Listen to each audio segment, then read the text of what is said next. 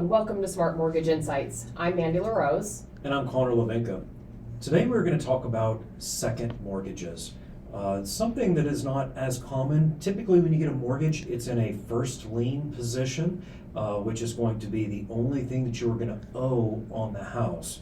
But what happens if you want to get more than you already have for your mortgage and you have equity in your house? What does that mean, Mandy?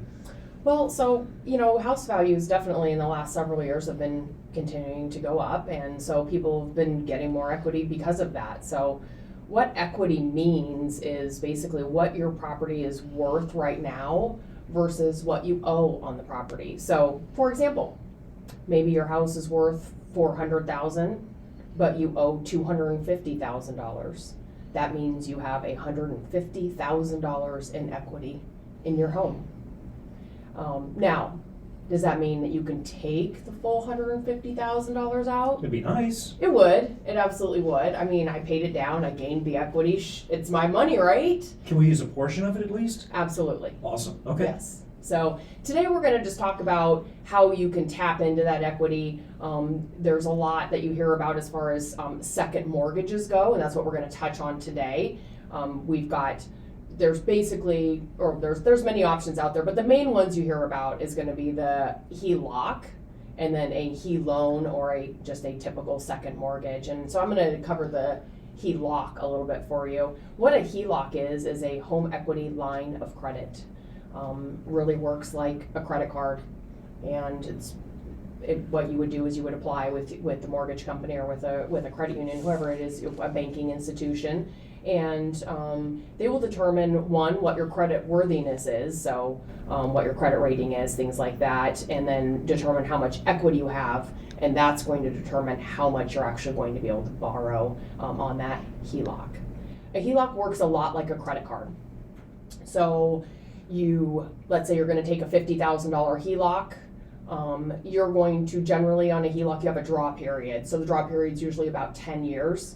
You can draw on that, pay it down, draw on it again, pay it down to zero if you want, draw on it again, all in that 10-year period of time.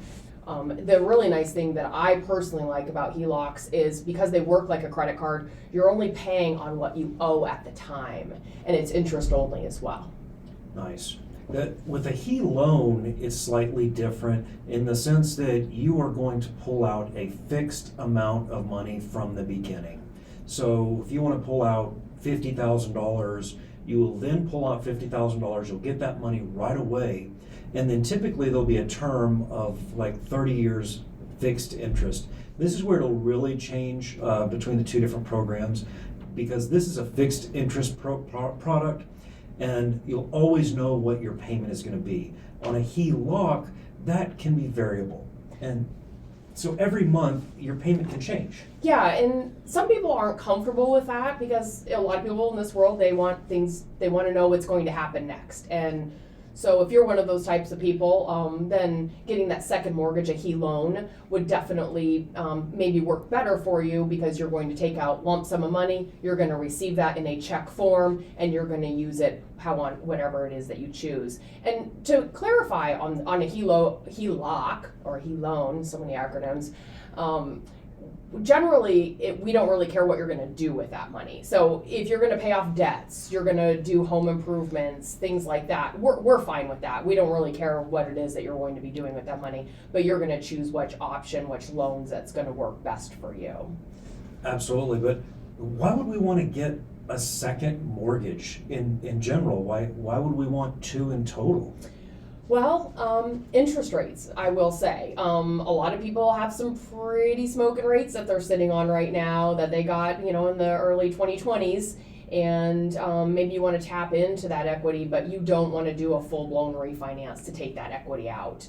The nice thing about the home equity loan or the HE loan is the fees are minimal because you're borrowing much less. So you're only going to be paying a higher interest rate on that amount of money that you're borrowing. And again, back to the HELOC, you're only going to be paying on exactly what you're borrowing at that time. So it just gives you a little bit more flexibility, and it doesn't lock your whole mortgage into a higher interest rate. You can still take advantage of the low interest rate that you might have on your first mortgage right now, and then have a second mortgage that, yes, might be at a higher interest rate, but it's generally going to be a lot less money that you're borrowing. That's one of my favorite things about it is if your first mortgage is at $250,000 and you want to do a home improvement project for $50,000, and you do that, you can pay it off quicker. And so maybe you're going to pay off that $50,000 within 3 to 5 years instead of 30 years. So with that being said, it's much better to leave that first mortgage at a very advantageous rate rather than to refinance the whole thing. Absolutely. And same with like credit cards, car loans, things like that, yes, there are times that doing a cash out refinance and paying those debts off definitely works. But sometimes, again, depending on what your interest rate is on that first mortgage, just doing that HELOC or HE loan to pay off those other debts that might be at a much higher interest rate, under a car loan or a credit card or something like that, but still get a better rate on the HELOC or the HE loan. So this is just a great way to be able to tap into that equity. We also have borrowers that tap into this equity to buy other homes. Or a piece of land. Absolutely. Yeah, definitely. So you can make it work for you. I do want to say, in the beginning of this, we were talking about, well, you generally can't take 100% of your equity. And the reason being is we need to keep a little bit of equity in there. We're not going to give it all to you, but generally you're looking at a max if you're going to be taking out a HELOC, a HE loan, cash out refinances, things like that. Generally, 80% loan to value. There are different programs that adjust up and down based on what it is that you're doing in financing as well.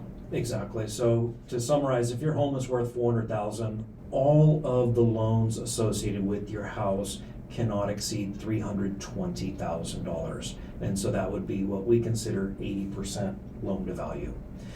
This does get a little bit complicated at times, so please reach out to your LO. We would love to help you explain some of these things. If you have any questions, please email us at podcast@residentialmtg.com. Otherwise, we'll see you next time. This podcast is sponsored by Residential Mortgage, LLC, NMLS numbers 167729, 196-576, and 182-0404. Equal housing lender.